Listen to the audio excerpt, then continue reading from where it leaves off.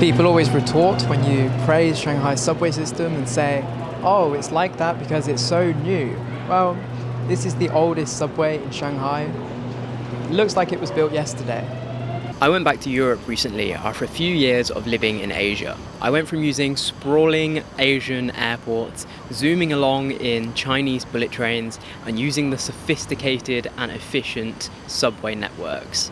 I went from that to using, well, I'll show you in just a minute. Before, when I had nothing to compare Europe's infrastructure to, all I used to hear was how the London Underground was the best in the world, how the West is the best, how historic it is. Okay, let's see how much of a culture shock this is, going on the London Underground.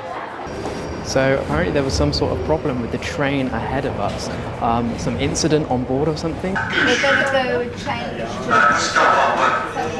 I hate to think what the incident was, but I just hope it wasn't anything too serious. Going back and using it again after all these years living in China, a supposedly developing country, really kind of changed my perspective on the whole situation. And that perspective truly opened my eyes. And from the second I landed, the differences were glaring. The public transportation system, even roads and basic amenities, felt outdated and inefficient. In major cities like London and Paris, the subway systems were overcrowded, not particularly clean, often delayed. Coming from China, where infrastructure is sleek, modern, and highly efficient, it was a jarring, even annoying and irritating experience. But why is China's infrastructure simply so good?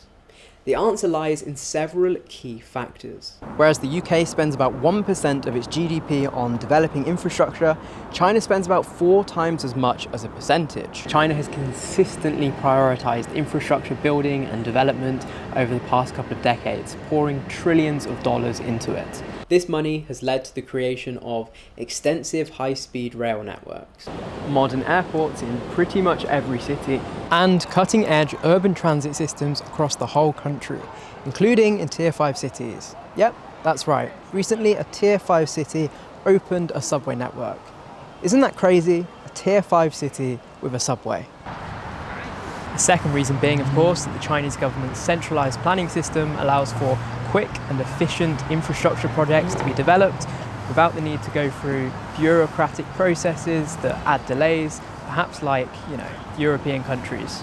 Whereas the UK and the Western world, on the other hand, have to dither about surveying each project, doing a cost-benefit analysis, then doing another survey, then paying a consultant millions, and then doing another survey of the first survey. I saw the New York government the other day sent $4 million to McKinsey, the consulting company, asking them to conduct a study into whether putting trash into bins would make the streets cleaner. Bizarre. There's a strong focus on innovation and technology. Countries in this continent seem to embrace technology. They're very forward thinking. They want to continue developing. New projects often incorporate the latest in tech and engineering. It's the lucky public that get to use them. This is an airport, by the way. It's crazy, right? One of the most impressive aspects of China's infrastructure is, of course, its high-speed rail network. It's impressive to everyone. In fact, I often see even the most anti-China people in the media praise it from time to time. That's how good it is. Since 2008, China has actually laid over 40,000 kilometers of bullet train track, more than the rest of the whole world combined. Now, this is all very impressive, but something else happened recently. It is now profitable.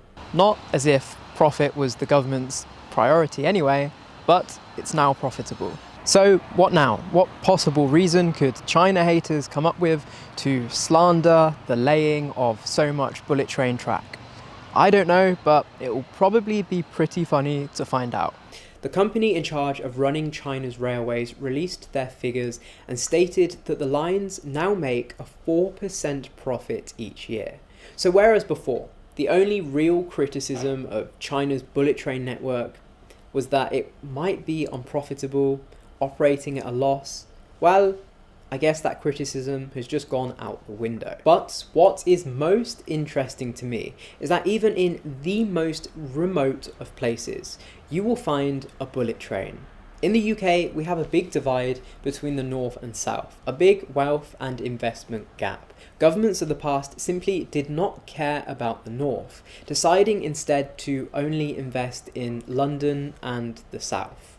This obviously deepened the divide and is not great for the country, and it's an example of how a country shouldn't be run.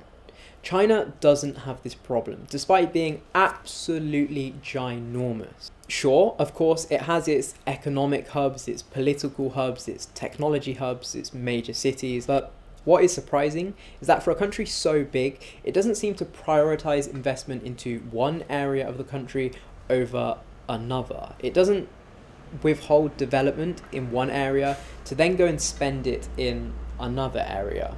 Politicians aren't lobbying against each other to get some government money for their area at the expense of the public in the other area. Everybody is part of the same country. In southern Guangdong, where I was recently, home to Hong Kong, Guangzhou, Shenzhen, all the other cities, it's as equally as advanced over there as it is over here in eastern Shanghai. And people may say, oh, that's because China is split into provincial governments.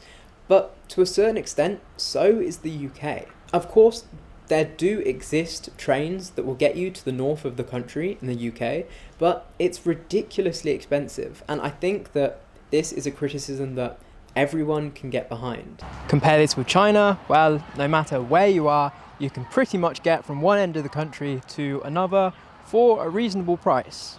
It doesn't matter if you need to get to Xinjiang, Tibet, Fujian, Heilongjiang. You can get there on a fast train, the most rural and remote of areas. That is just so impressive to me. Now, it must be said that some European countries do have fast rail, but unfortunately, the UK is severely lacking in this department. In fact, using the trains in the UK is soul destroying. If I had to take the train to get somewhere in the UK, I simply would prefer just not to go. I would cancel my plans. It's dirty, old, slow, and depressing, despite being the 6th largest economy in the world. China's urban transit system is, of course, another highlight. Cities like Shanghai, Beijing, Guangzhou have extensive metro networks, the likes of which the whole world is envious of. They're not only vast, but they're also modern and efficient. These systems are designed to handle massive numbers of passengers. Look how clean this place is. And 10 million people use this subway each day. And right now, it's even national holiday, so even more people will be travelling through here every single day. Yet, look at how spotlessly clean it is. On the other hand, European cities struggle with aging metro systems that often face breakdowns and delays, affecting the overall efficiency of public transportation. The road infrastructure in China is also remarkable. So this road behind me is Wuning Road, and what's so special about this road is it's the end of the G2 highway, one of China's impressive highways. If you get on this road and don't turn off, you will reach Beijing. And that's not even that impressive for China's expressways, because many of the world's top 10 longest roads are right here in this country. The country has built an extensive network of highways and expressways connecting cities and rural areas seamlessly. These roads are well maintained and the traffic management systems are, of course, sophisticated, as you would expect.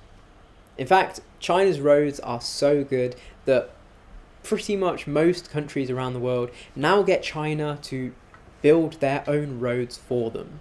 I think by latest count, something like over 150 countries were in the BRI, and much of the BRI is to do with building road infrastructure. People even say that they'll be traveling in Africa and going down dirt roads for 2 hours and their whole body will be sore, and then suddenly like that it will switch because they've just hit a nice, smooth Chinese built road. I can even ride my bicycle down the street and the map will tell me how long the lights on a certain road will be red for, letting me plan ahead. But of course, it has to be said that the roads in Europe are absolutely beautiful, and in the UK especially, our country roads are absolutely breathtaking. Driving through them whilst looking at the scenery of the countryside is one of the best activities that you can do. Now, when it comes to air travel, China's airports are some of the most modern and well equipped in the whole entire world. Airports like Beijing Daxing International, which was built and designed, of course, by British firm Zaha Hadid. This is an architectural marvel, not just in function, handling huge volumes of passengers with ease, but also aesthetically. It's able to uplift your mood with beautiful surroundings. Unfortunately, I have to kind of call out Leonardo da Vinci Airport in Rome at this point, because that is truly awful.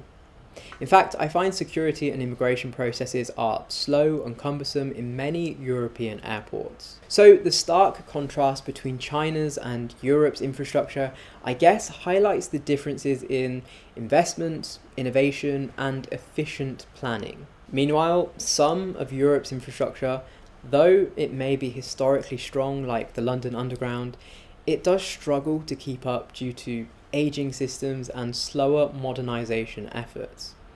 As we look to the future, it will be interesting to see how these regions address their infrastructure challenges and what lessons they can learn from China and Asia to build a more connected, efficient, and sustainable world. Thanks for watching. Don't forget to hit subscribe, and I will see you in the next video.